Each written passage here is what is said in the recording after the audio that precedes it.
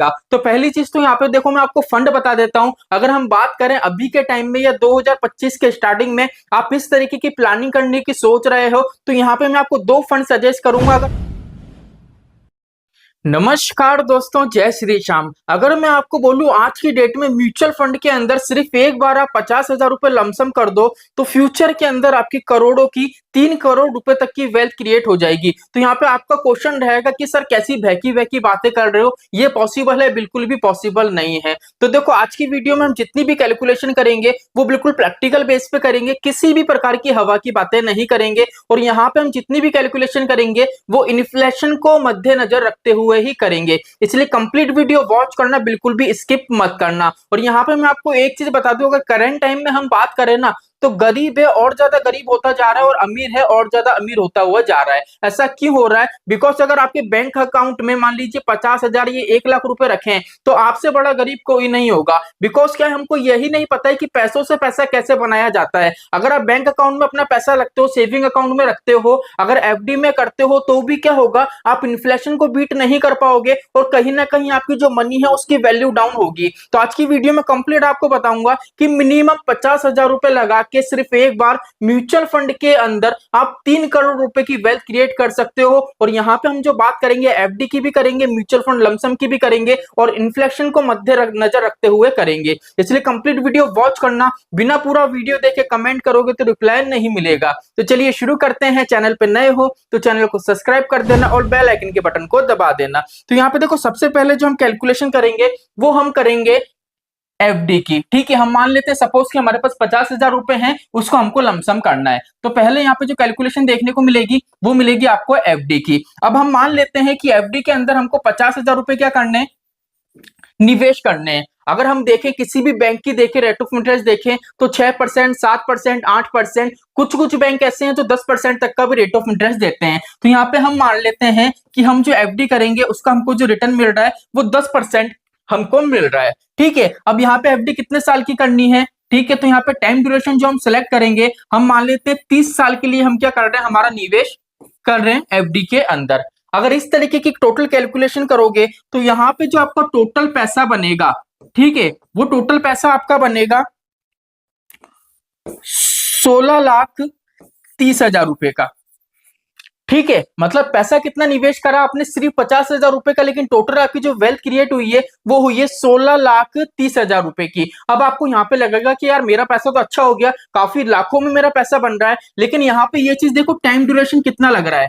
ठीक है, अभी इन्फ्लेशन की बात भी आगे करेंगे, लेकिन उससे पहले यहाँ पे हम बात कर लेते हैं कि भैया ये जो 50,000 रुपए है इसको सीधे ही सीधे मैं क्या करूं, अगर म्यूचुअल फंड के अंदर डाल दूं, लमसम कर दूं तो क्या रहेगा। तो पहली चीज तो यहाँ पे देखो मैं आपको फंड बता देता हूं। अगर हम बात करें अभी के टाइम में या 2025 के स्टार्टिंग में आप इस तरीके की प्लानिंग करने की सोच रहे हो तो यहाँ पे मैं आपको दो फंड सजेस्ट करूंगा अगर 50,000 रुपए इस तरीके से निवेश करने हैं। पहली चीज तो अगर आप सिर्फ एक फंड में जाना चाहो तो यहाँ पे आपके लिए एक फंड निकल के आएगा जिसका नाम है बंधन स्मॉल कैप फंड। ठीक है, अगर आप दो फंड में जाना चाहते हो तो एक फंड रहेगा आपका मिड कैप कैटेगरी का जिसका नाम रहेगा Motilal Oswal mid cap fund और दूसरा रहेगा बंधन स्मॉल कैप फंड। ठीक है, कंप्लीट यहाँ पे बता दिया है कि पोर्टफोलियो में किस तरीके के फंड आपको रखने रहेंगे।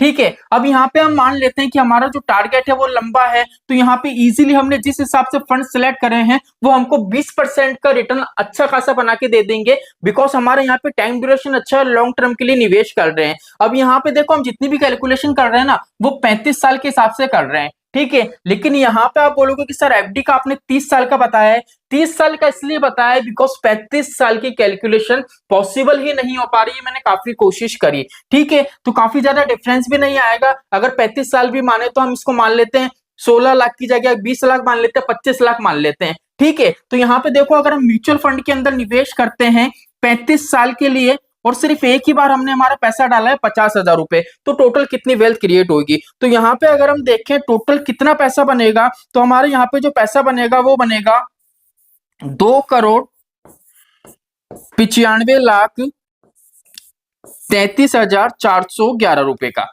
ठीक है, अब यहाँ पे डिफरेंस आपको टोटल देखने को मिलेगा कि सर यहाँ पे हमने जो 50,000 रुपए निवेश करे उसमें तो चलिए मान लिया अगर हम 35 साल का टारगेट देखें तो हम 20 लाख 25 लाख मान लेते हैं, क्योंकि यहाँ पे जो कैलकुलेशन है वो तो 30 साल की है, 30 साल के हिसाब से 16 लाख रुपए आ रहा है। लेकिन यहाँ पे सर अगर हम बात करें 35 साल की, तो 35 साल के अंदर टोटल जो पैसा बन रहा है वो 3 करोड़ के आसपास का बन रहा है। अगर मिनिमम देखें तो 5 लाख रुपए कम है 3 करोड़ रुपए बनने में। ठीक है, तो यहाँ पे बात आती है कि सर ये कैलकुलेशन तो आपने अच्छी बताई है, लेकिन अब ये चीज बताओ कि सर मान लो अभी के टाइम में अगर हम निवेश करें तो आज के 30 साल बाद 35 साल बाद जो हमारा ये पैसा है, जितनी भी आपने ये 3 करोड़ रुपए बताएं, इसकी वैल्यू क्या रह जाएगी? तो चलिए इस पे भी बात कर लेते हैं।